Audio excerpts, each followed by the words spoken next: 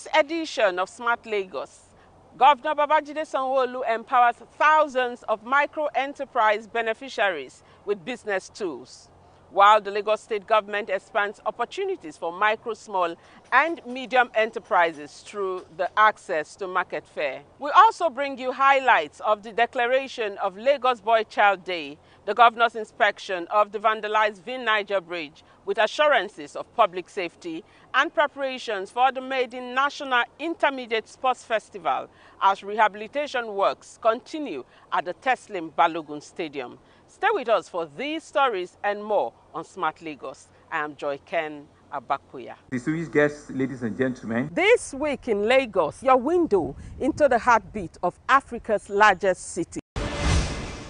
We begin with empowerment. The Lagos State government is strengthening livelihoods by supporting thousands of entrepreneurs with tools to grow their businesses. Let's take a look at how 3,700 beneficiaries were empowered under the 2026 Micro Enterprise Support Initiative. The empowerment program, organized by the Ministry of Women Affairs and Poverty Alleviation, is part of the Lagos State government's efforts to reduce poverty through skills acquisition and enterprise development. Beneficiaries received sewing machines, pepper grinding machines, catering utensils, pedicure kits, and other business support equipment. We recognize that training alone is not enough. The real journey begins when beneficiaries are equipped with the tools required to establish sustainable businesses. Governor Babajide Sanwo-Olu said about 20,000 beneficiaries had received business startup tools through the initiative this year, describing the program as a demonstration of his administration's commitment to empowering residents to become economically self-reliant and productive. We have remained intentional about our economic empowerment initiative. The strength of our economy depends not only on the large corporates, but on the resilience and productivity of our small business women, of our artisans, our traders, our women entrepreneurs, and our young people. Deputy Governor Dr. Bafemi Hamzat urged beneficiaries to make the most of the opportunity by accessing funding through the Lagos State Employment Trust Fund to expand their businesses. People will come back and test, and there will be testimony to say that, oh, 5 years ago, I did this program, my life has changed very well. So I pray that your life will change well. So it's important that we use these things very well. The initiative is expected to further strengthen entrepreneurship, create sustainable livelihoods, and expand economic opportunities for more residents across Lagos State. Distinguished guests, ladies and gentlemen. This week in Lagos, your window into the heartbeat of Africa's largest city. The state is also taking steps to ensure every child receives equal attention and opportunities to thrive. Here is our report on the declaration of Lagos Boy Child Day and the launch of the Lagos Boy Child Initiative. Governor Babajide Sanwo-Olu says setting aside May 16 as Lagos Boy Child Day reflects the state's resolve to give boys the guidance, protection, and opportunities they need to thrive alongside girls. He also assured stakeholders of government support for amending the child rights law to address emerging issues affecting children's welfare. The governor urged parents and guardians to pay closer attention to challenges confronting boys, including drug and sexual abuse, noting that raising responsible young men is vital to building a safer and more secure society. It's about a movement where we are not in any form saying that the presence of a girl child has suddenly reduced. We know that we have a responsibility for that. But whilst doing that, we inadvertently also have now realized that we're neglecting the boy child. And so what this conversation is about is not about role sharing, it's about collaboration. It's about ensuring that one is not unduly, unnecessarily neglected for the other. It's about ensuring that we can look at our children on both sides and give them whatever it is that they require. It's about ensuring that we have not inadvertently, in the attempt of ensuring that we give a space for a woman, we give a space for a child, we give a we have indeed now relegated that boy child. And so it is a consciousness that we're bringing back to reality. It's a reality check that if we're not conscious of it, if we're not aware of it, we will continue as a society, as a people, begin to neglect an important arm of our family values. And so that's why I feel committed to come in and confirm and revalidate and assure you that as a government, we see the sense in this. We actually want to appreciate you, to be collaborators with us in this, and to say that as a government, we're truly, really committed to this. And so when the child, thank you very much, when the child right law, which has been in existence from 2015, is now going through some amendments, we feel it's the right time for whatever will ensure that we can guarantee and protect the boy-child initiative. We need to do it, and we need to do it well. Convener of the initiative and wife of the Lagos State Governor, Dr. Ibijoke Sanwo-Olu, said the proposed amendments will strengthen the legal framework for child protection by addressing contemporary concerns such as online exploitation, mental health, and changing family realities. I think if we can catch them young, bring these children together, boys will always be boys, and we have seen it happen many camps, that when you plant a seed, it will germinate. When you put these ideas in these children, it has this ripple effect on the children. We have used examples of different role models in the state, from the governor, the deputy governor, the Right Honorable Speaker, the chief judge, the head of civil service, the different commanders in charge of the different military sections of the country. So immediately you are forming something in the minds of these children. Now, because we are gender sensitive and there's gender equality going on, the only rightful place to place this Lagos Boy Child initiative is under the Child's Rights Law. Remember again, I am a girl child. So much as I'm supporting the boy child, I also need to look at girl child. Where do we have laws that can protect our children? It's under the Child's Rights Law.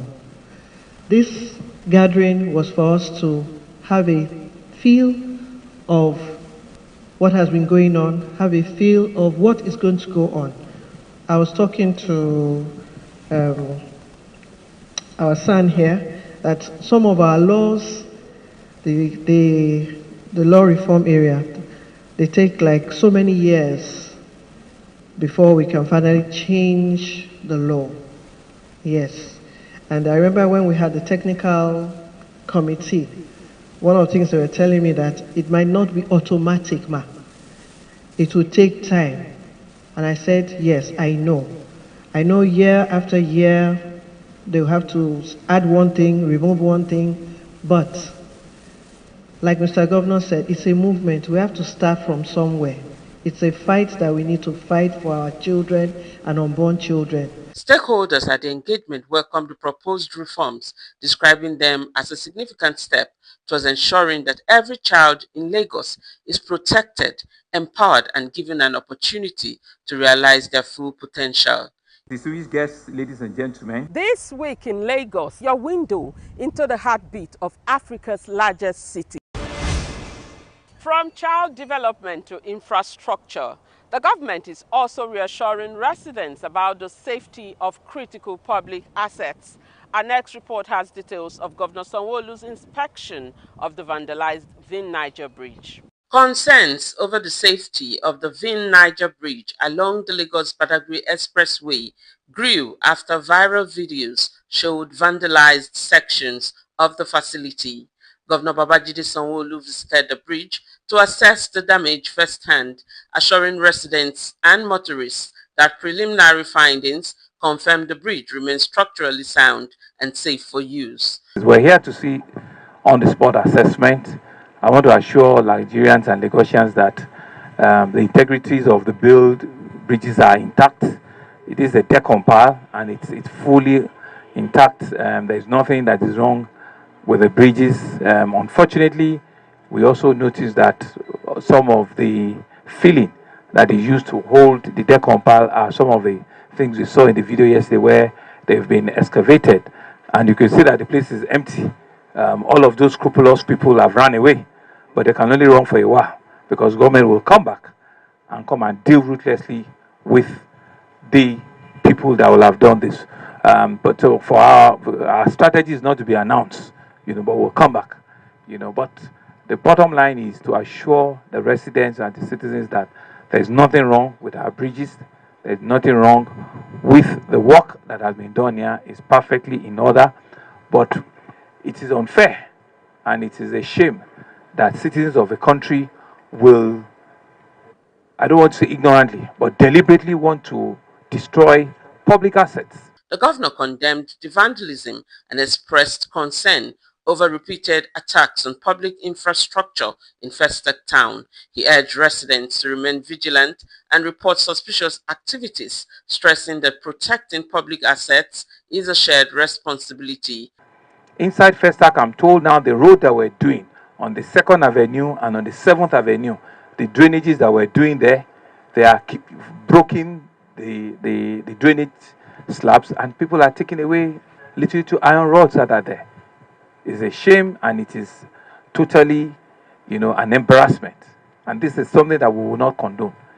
The full arm of the law will be on anybody that has been caught, both the person that is buying and the person that is selling, because we cannot be using public funds to want to bring development to our people, and some scrupulous people will just want to sabotage and frustrate government. Brand new roads that we're doing, 2nd Avenue, 7th, inside Festac. I mean, so this is a call that people, when you see something, you should say something. Government is not going to be there every 24/7.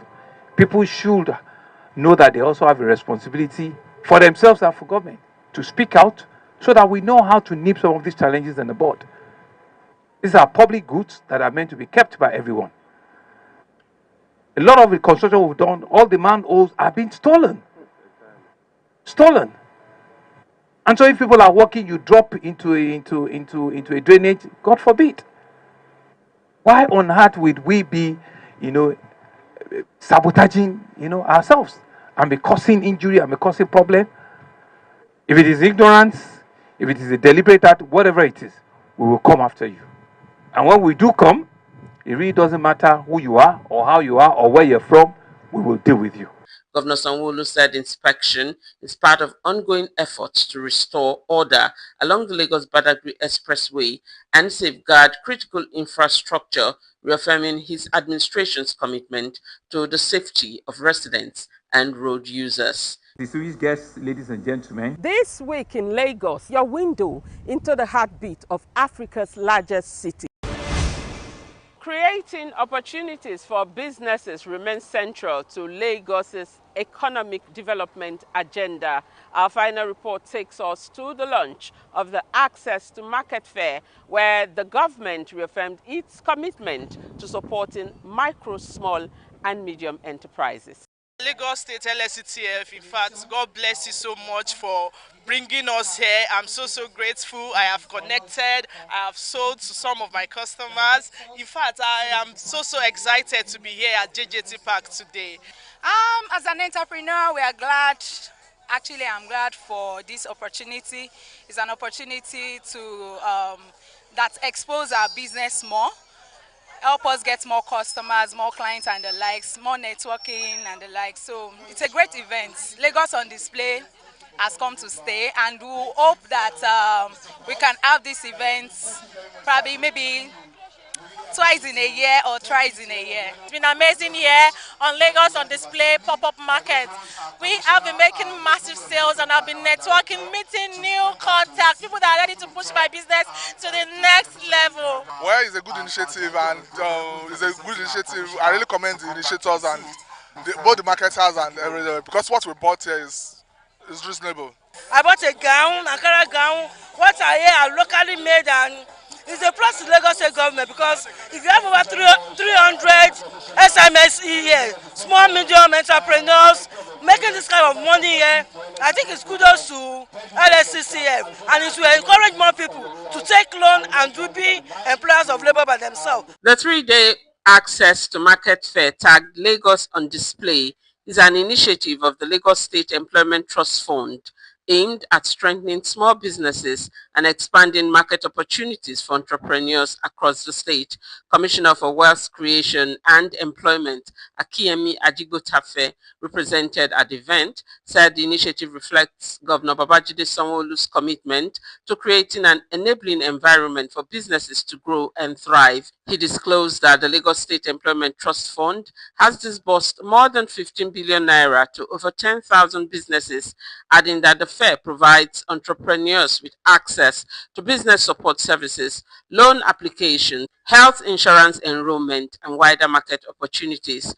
Access to Market is an LSETF dedicated initiative to connect Lagos State MSMEs with genuine commercial opportunities, linking them with buyers, distributors, corporate partners, and consumers through structured trade fairs, exhibition, and curated marketplaces events across the state. Representing the Executive Director of the LSETF, Director of Programs Oyindamola Egbeyemi urged residents to support locally made products, noting that increased patronage would boost businesses, stimulate economic growth, and create more jobs. This event is a market stimulation event. It's not enough for us to disburse the loans, but sometimes people need access to a market. And Lagos is the best market in the world. There are over 20 million of us in this state, so why not?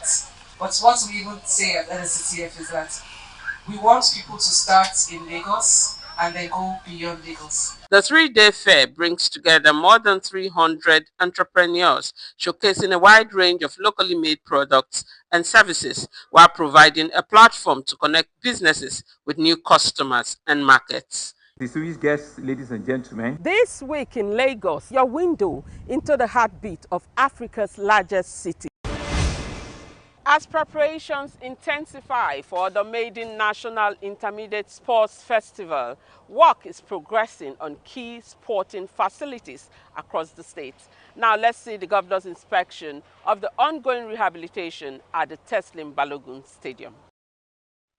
As part of preparations for the inaugural National Intermediate Sports Festival, scheduled to hold from October 1 to 15, 2026, Governor Babajide Sanwo-Olu toured the ongoing rehabilitation works at the Teslim Balogun Stadium in Surulere.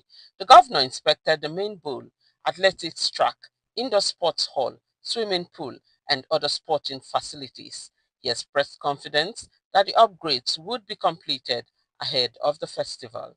So they are getting to completion. You can see that the main football pitch is a FIFA graded, one of the best in the country. It will be the number 2 in the country for what I'm told. Natural grass, they've laid the grass and they're wetering.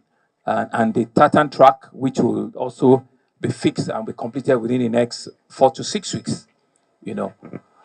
But the flip side of it is that about 2 months ago, we also now had the unique opportunity that the National Sports Commission handed over to Lagos the host for the very first National Intermediate Sports Festival. Governor Sanwo-Olu said the ongoing upgrade of sports facilities across the state reflects his administration's commitment to strengthening grassroots sports development and creating opportunities for young athletes to discover and nurture their talents. All we need to do is to completely clean up the entire, area, make sure that it is sports ready, it is competition ready, and it can host the national sports, competition, the very first intermediate one that we'll be having. So, gentlemen of the press, I want to thank you. I'm very encouraged with what I've seen with all of the contractors, and we all should come back here again in another 3 to 4 weeks to come and see what is also the next stage of preparedness for us. We're happy and we're hoping that you join us for the first ECO 2026, which will be the first National intermediate sports competition. No state does it like Lagos. Thank you very much. The festival is expected to attract more than 14,000 athletes from across Nigeria, with competitions to be held at Teslim Balogun Stadium, Roe Park, and other sports centers across Lagos. Distinguished guests, ladies and gentlemen. This week in Lagos, your window into the heartbeat of Africa's largest city. And that's our package on Smart Lagos this week. We hope you've enjoyed our roundup of key government programs and initiatives aimed at improving the lives of Lagos residents. Thank you for watching. I am Joy Ken Abakpuya. Remember, a smarter Lagos begins with you. Stay safe.